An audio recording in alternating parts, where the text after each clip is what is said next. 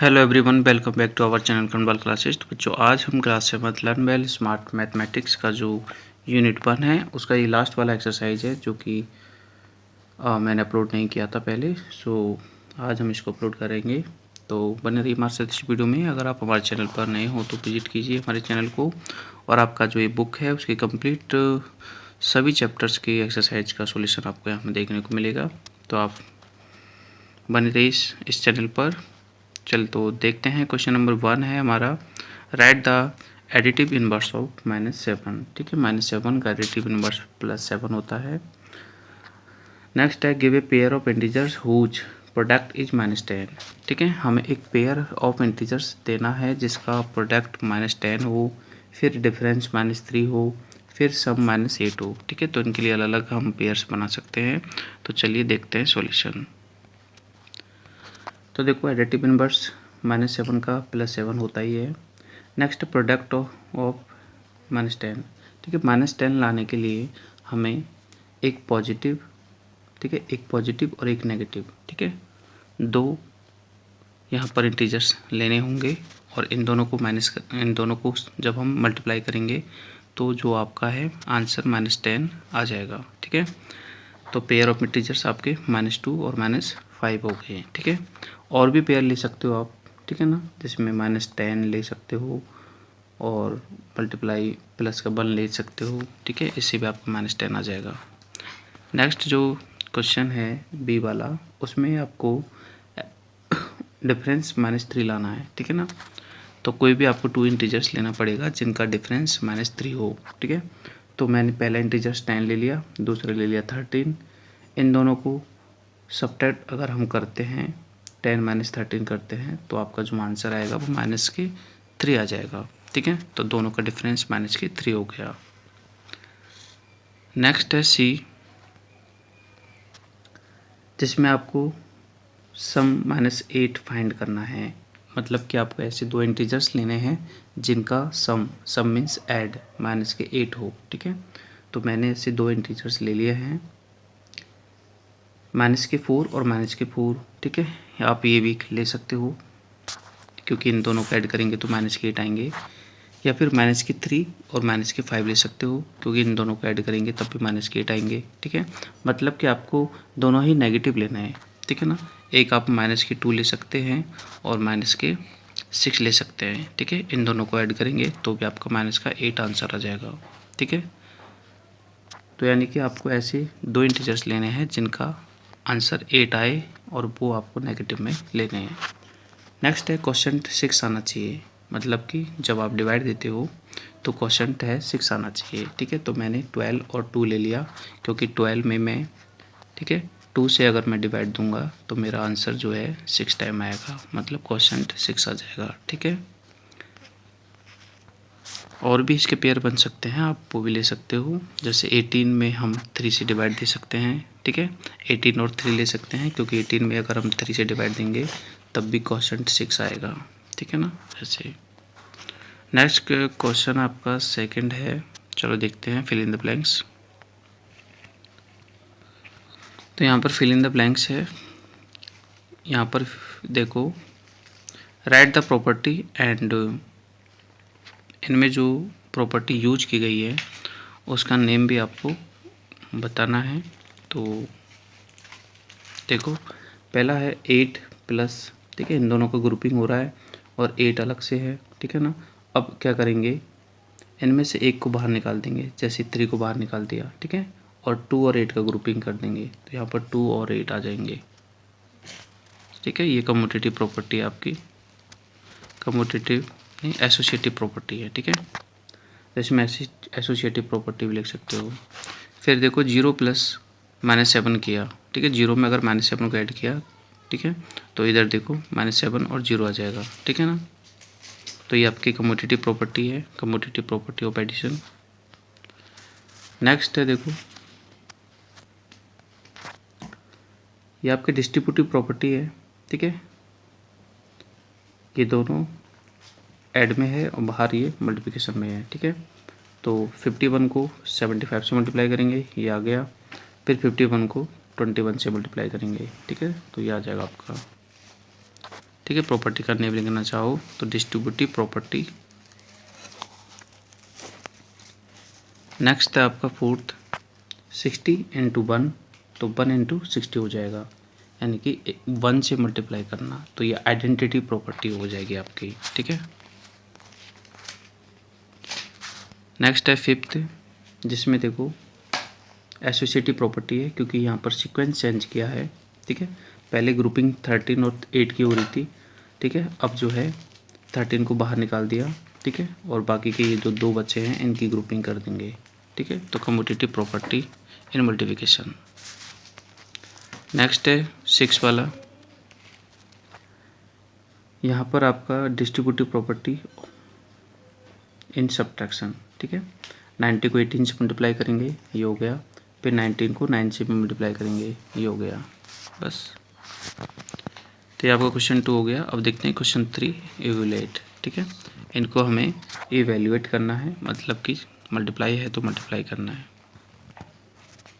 पहला है हमारा 75 × -4, ठीक है। 4 से मल्टीप्लाई कर देंगे उसको, पॉजिटिव और नेगेटिव को मल्टीप्लाई करते हैं तो आंसर नेगेटिव आता है।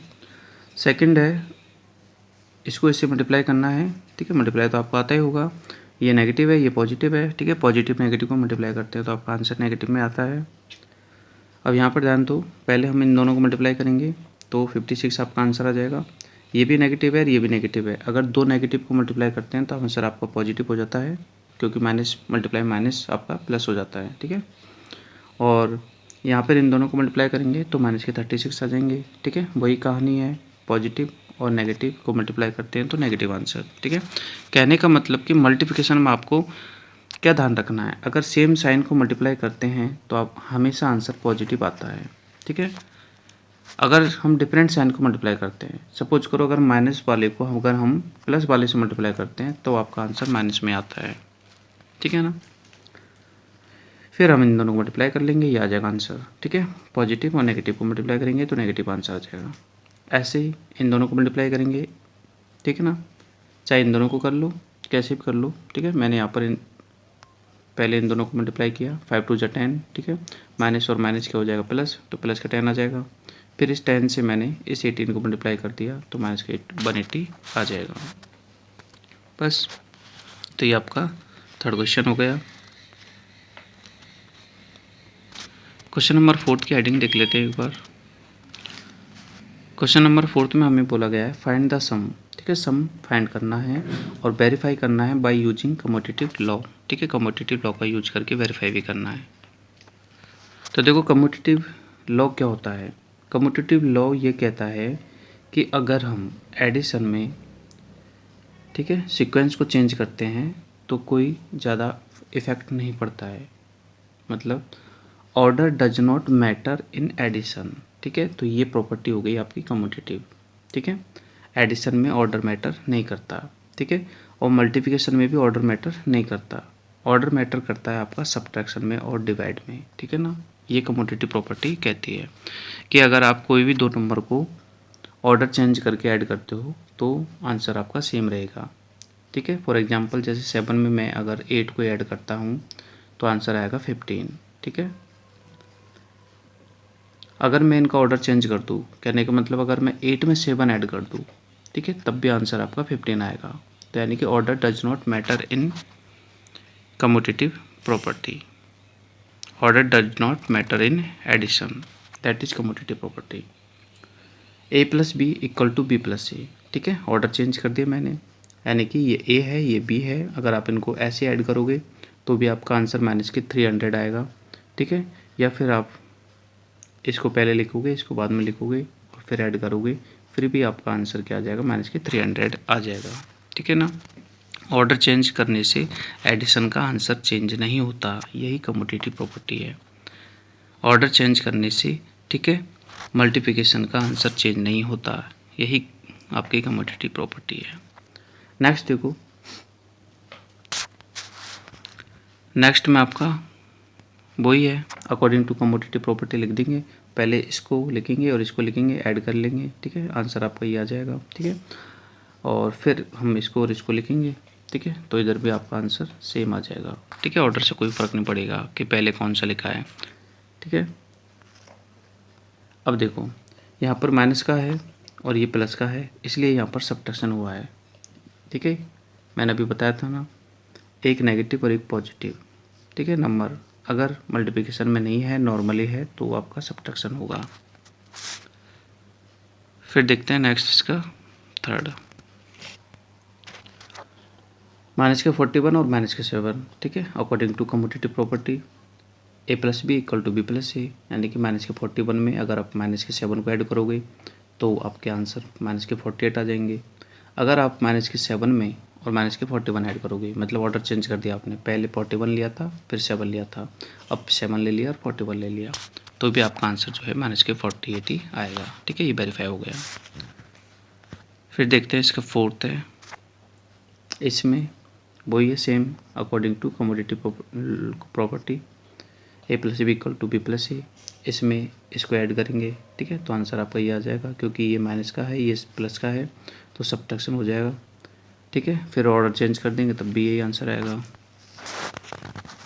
अब देखते हैं क्वेश्चन नंबर 5, जिसमें आपको सब्ट्रैक्ट करना है। ठीक है, 437 को सब्ट्रैक्ट करना है 0 में से। ठीक है, फ्रॉम आ गया ना, इसलिए पहले 0 लिखेंगे, तो 0 और फिर लिखेंगे ये। ठीक है, माइनस लगा के, तो आपका आंसर आ जाएगा माइनस के 437। और 0 में से अगर आप ये सब्ट्रैक्ट करोगे, ठीक है ना, 0 फ्रॉम दिस, यानी कि पहले ये लिखेंगे, ये लिख दिया, फिर 0 लिखेंगे। ठीक है, दोनों को सब्ट्रैक्ट करेंगे तो आपका आंसर ही आ जाएगा। -1 में से आपको सब्ट्रैक्ट करना है ये। ठीक है, तो पहले -1 लिखेंगे, ये लिख दिया, फिर माइनस लगाएंगे सब्ट्रैक्ट का, फिर ये लिख देंगे। ठीक है, अब देखो दोनों यहाँ पर क्या हो गए, नेगेटिव नेगेटिव हो गए, और नेगेटिव नेगेटिव हमेशा ऐड होंगे। ठीक है ना, मतलब आपका आंसर जो है आ जाएगा माइनस के 1000। ठीक है, नेगेटिव को ऐड करते हैं तो आपका आंसर नेगेटिव आता है। जैसे माइनस के 5 में अगर हम माइनस के 3 ऐड करेंगे तो आपके आंसर माइनस के 8 आ जाएंगे। ठीक है, यही अगर उल्टा हो, जैसे अगर हम पॉजिटिव 5 को पॉजिटिव 3 में ऐड करेंगे तो आपका आंसर 80 आएगा, बट प्लस का आएगा। 1 में से आपको 1000 सब्ट्रैक्ट करना है। ठीक है, तो पहले 1 लिखेंगे, ये लिख दिया, तो 1000 लिखेंगे, बीच में सब्ट्रैक्ट का साइन लगा देंगे, इनको सब्ट्रैक्ट करेंगे तो आपका आंसर आ जाएगा माइनस के 999। फिर है क्वेश्चन नंबर 6, जिसमें दो इंटीजर्स का प्रोडक्ट दे रखा है आपको 535। ठीक है, और उनमें से एक इंटीजर्स जो है वो आपको माइनस के 107 दे रखा है, तो आपसे पूछा है कि अदर इंटीजर्स क्या है। ठीक है, तो अदर को मान लिया हमने x। ठीक है, और एक तो दे रखा है, दोनों का मल्टीप्लाई इक्वल टू में ये x की वैल्यू निकालेंगे, तो इसको ट्रांसफ़र कर देंगे, डिवाइड में चला जाएगा। ठीक है, इसका डिवाइड दे देंगे हम इसमें, 5 टाइम्स चल जाएगा, तो माइनस के 5 आंसर आ जाएंगे। ठीक है ना, तो अदर मल्टीपल आपका माइनस का 5 था। नेक्स्ट देखते हैं question number 7, fill in the following table. ठीक है, इसमें यस नो लिखना है। तो देखो क्लोजर जो प्रॉपर्टी है ना, ठीक है, वो एडिशन में यस आएगा या सब्ट्रैक्शन में आएगा, या फिर मतलब इनमें क्या क्या होती है क्लोजर प्रॉपर्टी। ठीक है, प्रॉपर्टी ये कहती है कि अगर आप होल नंबर में होल नंबर को ऐड करोगे तो आपका आंसर होल नंबर ही आना चाहिए। ठीक है ना, तो इसमें यस कर लो। ठीक है, सब्ट्रैक्शन में आपका नो हो जाएगा, इसमें यस हो जाएगा, इसमें नो हो जाएगा। ठीक है, एसोसिएटिव प्रॉपर्टी में आपका एडिशन में यस, एडिशन में तो यस हो जाएगा, मल्टीप्लिकेशन सब्ट्रैक्शन में आपका नो हो जाएगा। ठीक है, मल्टीप्लिकेशन में यस और डिवीजन में आपका नो। आइडेंटिटी में आपका एडिशन में यस, ठीक है, सब्ट्रैक्शन में नो, इसमें यस, मल्टीप्लिकेशन में, और डिवीजन में यस। इनवर्स में आपका एडिशन में यस, सब्ट्रैक्शन में नो, और मल्टीप्लिकेशन में यस, इधर नो। ठीक है,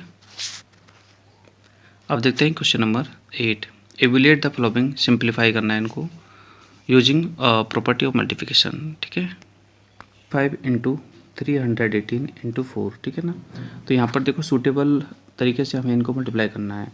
25 को पहले 4 से मल्टीप्लाई करेंगे, क्योंकि 25 को 4 से मल्टीप्लाई करेंगे तो 100 आ जाएगा। ठीक है, और 100 को 318 से मल्टीप्लाई कर देंगे तो आपका सिंपल आंसर आ जाएगा ये। ठीक है, 8 का सेकंड है 48 इंटू 13, ठीक है। तो यहाँ पर देखो ग्रुपिंग कर लेंगे, मतलब कि 13 को तो हम इधर लिख लेंगे और 48 जो है ना उसको हम 50 - 2 लिखेंगे। तो यहाँ पर हम डिस्ट्रीब्यूटिव प्रॉपर्टी लगा सकते हैं, ठीक है ना। तो 13 को अब हम 50 से मल्टीप्लाई करेंगे, ये आ गया। फिर 13 को हम 2 से मल्टीप्लाई करेंगे, ये आ गया, ठीक है। इनको मल्टीप्लाई किया तो ये आ गया, इन दोनों को मल्टीप्लाई किया तो ये आ गया। फिर फाइनल हम इनको सब्ट्रैक्ट कर देंगे तो हमारा आंसर आ जाएगा 624 और प्रॉपर्टी यूज हो जाएगी हमारी डिस्ट्रीब्यूटिव प्रॉपर्टी। फिर देखते हैं थर्ड वाला। थर्ड में हम देखो इसको तो एज इट इज लिख देंगे और इसका रीग्रुपिंग कर देंगे, मतलब 103 को हम 100 + 3 लिख देंगे, ठीक है। माइनस के 100 और माइनस के 3। अब इसको हम मल्टीप्लाई करेंगे एक बार इससे, जैसे हमने ऊपर किया है वही डिस्ट्रीब्यूटिव प्रॉपर्टी है। इसको मल्टीप्लाई करेंगे इससे, ये आ गया, और फिर इसको हम मल्टीप्लाई करेंगे इससे, ये आ गया, ठीक है। इन दोनों को मल्टीप्लाई करेंगे तो ये आ जाएगा आंसर, इन दोनों को मल्टीप्लाई करेंगे तो ये आ जाएगा आंसर। फिर फाइनल हम इनको ऐड कर देंगे तो ये आ जाएगा आंसर, ठीक है। क्योंकि माइनस माइनस क्या हो जाएगा प्लस, और माइनस माइनस क्या हो जाएगा प्लस, ठीक है ना। इसलिए ये वाली यूनिट वैसे भी आपके लिए इंपॉर्टेंट है क्योंकि इसमें इंटीजर्स हैं, इंटीजर्स ही सबसे इंपॉर्टेंट है क्लास 7th में। नेक्स्ट देखते हैं इसको हम देखो यहाँ पर ज़रूरी नहीं है कि मैं इसको इधर लिख रहा हूँ और इसकी रीग्रुपिंग कर रहा हूँ, आप किसी की भी रीग्रुपिंग कर सकते हो जिसका पॉसिबल होता है। इसको मैं 50 - 2 लिख सकता हूँ, इसको मैं 100 + 2 लिख सकता हूँ, मुझे जैसा लगेगा, सॉरी 100 - 2 लिख सकता हूँ, जैसा मुझे ईजी लग रहा है मैं वैसा कर रहा हूँ। 48 को मैंने बाहर रख लिया और 98 को मैंने लिख दिया 100 - 2, ठीक है। अब 48 को एक बार 100 से मल्टीप्लाई करना है, ये आ जाएगा। फिर 48 को एक बार -2 से मल्टीप्लाई करना है तो ये आ जाएगा, ठीक है। ये माइनस माइनस आपका प्लस में आएगा आंसर, और ये प्लस माइनस आपका माइनस में आएगा आंसर। तो ये माइनस का हो गया और ये प्लस का हो गया, फाइनली सब्ट्रैक्शन हो जाएगा, इन दोनों को सब्ट्रैक्ट कर देंगे तो आपका आंसर ये आ जाएगा। इसमें भी वही डिस्ट्रीब्यूटिव प्रॉपर्टी यूज की है मैंने, ठीक है। नेक्स्ट आपका 5th वाला। इसमें देखो डिस्ट्रीब्यूटिव प्रॉपर्टी है लेकिन इसमें डिस्ट्रीब्यूटिव प्रॉपर्टी का थोड़ा अलग रूप है। देखो ये वाला जो है ना, ये डिस्ट्रीब्यूटिव प्रॉपर्टी में ये वाला जो था ना वही ये क्वेश्चन है, ठीक है ना, रिपीट हो रहा है। जैसे इसमें 48 को 48 रिपीट हो रहा था, इसमें भी 60 और 60 रिपीट हो रहा है, ठीक है ना। इसलिए डिस्ट्रीब्यूटिव प्रॉपर्टी है। अब क्या करेंगे, कॉमन ले लेंगे, 60 इसमें भी है 60 इसमें भी है तो 60 बाहर ले लेंगे और 17 अंदर 13 अंदर, ठीक है ना। और ये 13 का जो माइनस था ना ये भी कॉमन में हमने बाहर ले लिया है, तो ये दोनों को ऐड कर लेंगे, ठीक है, 30 हो जाएगा और 30 को 60 से मल्टीप्लाई कर लेंगे, 1800 माइनस के आंसर आ जाएंगे। तो ये भी आपकी डिस्ट्रीब्यूटिव प्रॉपर्टी है। अब देखते हैं question number 9। Find right the product of, मतलब इसका प्रोडक्ट फाइंड करना है, मतलब मल्टीप्लिकेशन फाइंड करना है। -1 को अगर हम 1000 टाइम मल्टीप्लाई करेंगे तो आपका आंसर क्या आएगा।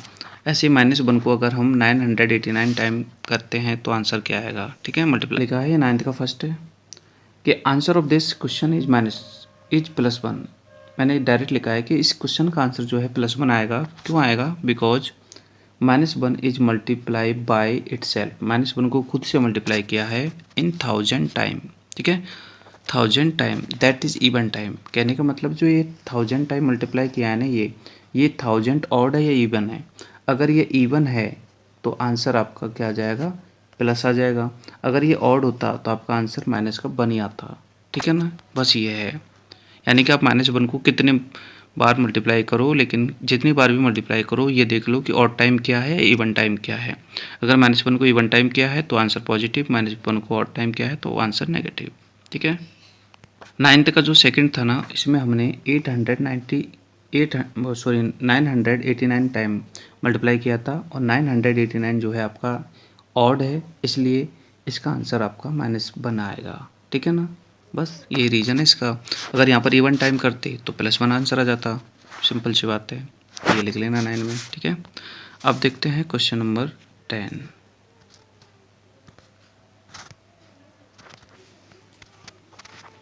Find the sign of the product if be multiply. ये कह रहा है कि साइन फाइंड करो प्रोडक्ट का 6 नेगेटिव इंटीजर को, ठीक है, 6 नेगेटिव इंटीजर को और 7 पॉजिटिव इंटीजर्स को अगर हम मल्टीप्लाई करते हैं तो क्या आएगा। तो ध्यान देना, 6 नेगेटिव को करोगे तो ये पॉजिटिव हो जाएगा और ये तो पॉजिटिव है ही है, तो पॉजिटिव पॉजिटिव को मल्टीप्लाई करोगे तो आपका फाइनल आंसर पॉजिटिव ही आ जाएगा, ठीक है ना। फर्स्ट में लिखना पॉजिटिव। सेकंड है 9 नेगेटिव इंटीजर्स को अगर मल्टीप्लाई करेंगे तो आंसर आपका माइनस का 1 आएगा, और 4 पॉजिटिव को करोगे तो पॉजिटिव आएगा, पॉजिटिव और माइनस को करोगे तो इसका आंसर फाइनल माइनस आ जाएगा, ठीक है ना। और 2m + 11 टाइम -1 तो ये नेगेटिव आ जाएगा, ठीक है ना। तो नेगेटिव आंसर आ जाएगा, यहाँ पर प्लस आ जाएगा पहले में, दूसरे में नेगेटिव, तीसरे में नेगेटिव। अब देखते हैं क्वेश्चन 11। एक क्लास टेस्ट है जिसमें 20 क्वेश्चन है, उनमें से हर करेक्ट क्वेश्चन के लिए 5 मार्क्स मिल रहे हैं और इनकरेक्ट क्वेश्चन के लिए 2 मार्क्स मिल रहे हैं, ठीक है। और जिस क्वेश्चन को हमने किया नहीं है उसके लिए 0 अवार्ड है, ठीक है ना। तो आपको एक स्टूडेंट है जो कि 6 क्वेश्चन राइट करता है, 4 क्वेश्चन रॉन्ग करता है और 10 क्वेश्चन क्या करता है, अटैम्प्ट नहीं करता है, तो उसका स्कोर क्या रहेगा, ठीक है। तो ध्यान देना, उसका स्कोर क्या रहेगा। 5 क्वेश्चन 6 क्वेश्चन तो वो राइट करता है तो 5 से मल्टीप्लाई कर देंगे, 4 क्वेश्चन वो रॉन्ग करता है इसलिए 2 से मल्टीप्लाई कर देंगे, और 10 क्वेश्चन वो करता ही नहीं है, ठीक है ना, इसलिए 0 से मल्टीप्लाई कर देंगे। और इनका आंसर आ गया +30, इनका आंसर आ गया -8 और इसका आंसर आ गया 0, ठीक है। 30 में से 8 वो मैनेज करेंगे तो 22 मार्क्स, ठीक है ना, उसके मार्क्स 22 आ जाएंगे। नेक्स्ट क्वेश्चन देखते हैं, एक बार फिर पढ़ लेते हैं। 12 क्वेश्चन कह रहा है कि एवरेज टेम्परेचर ऑफ दिल्ली, ठीक है, दिल्ली का मई 1999 में एवरेज टेम्परेचर 42 डिग्री सेंटीग्रेड था, और जबकि मई 2008 के कंपेरिजन में, ठीक है, 44 डिग्री सेंटीग्रेड है, और इन 2013 में 48 डिग्री राइज हो गया, ठीक है। Find the rise temperature of Delhi, ठीक है, दिल्ली का टेम्परेचर कितना राइज हुआ है 1999 से लेके 2013 तक, ठीक है ना। मई 1999, ठीक है, उस टाइम टेम्परेचर 42 डिग्री सेंटीग्रेड था, ठीक है, यहाँ तक तो सही बात है। अब ये लिखा ना मैंने मई 2013, ठीक है, इसमें 48 कर लेना, ठीक है, इसको काट के 48 कर लेना, ठीक है, 48, ठीक है ना। 2013 में 48 था, अब कितना राइज हो गया 42 से लेके 48 कितना राइज हो गया 6 डिग्री राइज हो गया, ठीक है। तो यहाँ पर 48 कर लेना, तो ठीक है ना, 48 में से माइनस कर देना 42, तो आपका आंसर आ जाएगा 6 डिग्री, ठीक है ना। इस क्वेश्चन में थोड़ा मिस्टेक है, इसको इसलिए 6 कर लेना, ठीक है। ये 42, फिर यहाँ पे 48, फिर 48 में से 42 को माइनस कर देना, 6 डिग्री आ जाएगा आपका आंसर, ठीक है। अब देखो क्वेश्चन नंबर 13, अच्छा क्वेश्चन है, एक बार इसको हम पढ़ लेते हैं फिर सॉल्यूशन कर देंगे। क्वेश्चन कह रहा है कि एक लैडर है जिसमें 10 स्टेप्स है, और एक लेवर है जिसका नाम लल्लू है, लल्लू प्रसाद, ठीक है ना। Carry some weight to the top of a house, मतलब वो हाउस के ऊपर कुछ वेट ले जाना चाहता है लैडर के ज़रिए। ही क्लाइंब अप द 2 स्टेप, वह 2 स्टेप क्लाइंब करता है, और एक सेकंड में करता है 2 स्टेप, ठीक है। और फिर अगले सेकंड में वो 1 स्टेप नीचे आ जाता है। कहने का मतलब कि वो पहले सेकंड में 2 स्टेप ऊपर जाता है और बाकी फिर दूसरे सेकंड में 1 स्टेप नीचे आ जाता है। तो कहने का मतलब कि 2 सेकंड में, ठीक है, फाइनली वो कितना चढ़ रहा है 1 स्टेप चढ़ रहा है, ठीक है। क्योंकि देखो पहली में 2 स्टेप चढ़ गया, लेकिन अगली में 1 स्टेप नीचे आ गया, ठीक है ना, तो यानी कि इसमें से 1 कम हो जाएगा, तो यानी कि 2 सेकंड में 1 स्टेप ही चढ़ रहा है वो, ठीक है ना, ये ध्यान रखना। अब हमें देखो क्या फाइंड करना है कि उसे ऊपर तक पहुंचने में कितना टाइम लगेगा, ठीक है, कितनी सेकंड लगेगी। तो ध्यान से समझना इस क्वेश्चन को।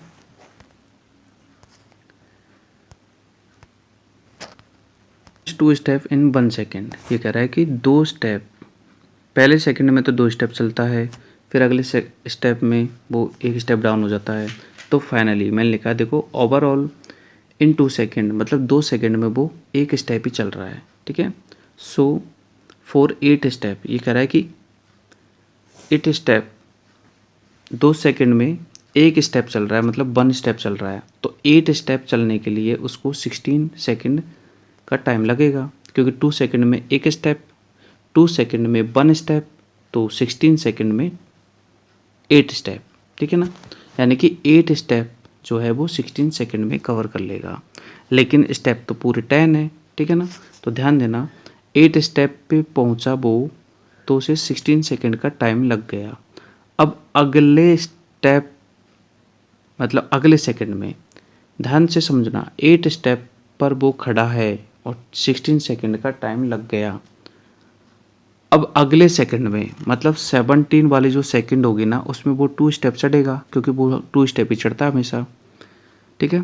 तो 17 जो सेकंड है उसमें वो 2 स्टेप और चढ़ जाएगा, 8 स्टेप्स पे वो था और 2 और चढ़ जाएगा, यानी कि 10 स्टेप हो जाएंगे, ठीक है ना। तो यानी कि 17 स्टेप में वो अब ऊपर चढ़ जाएगा, मतलब कि 10 स्टेप कंप्लीट कर लेगा, ठीक है ना। ऐसे इसका सॉल्यूशन आपको करना है, तो आप नोट कर लीजिए यहाँ से। ये आपका एक्सरसाइज भी कंप्लीट हो गया। आई होप कि आपको वीडियो पसंद आया होगा। तो इसी टाइप से हमारे चैनल पर विजिट करिए और अगर सब्सक्राइब नहीं किया है तो सब्सक्राइब कीजिए, और आपकी बुक के हर एक एक्सरसाइज का सॉल्यूशन आपको यहाँ पर देखने को मिलेगा। चाहे आपका यूनिट कोई सा भी हो तो आप कंटिन्यू रख सकते हो। चलो मिलते हैं नेक्स्ट वीडियो में, तब तक के बाय। एक और बात कहना चाहूँगा कि आप अपने फ्रेंड्स को ये वीडियो शेयर जरूर कीजिए। Thank you.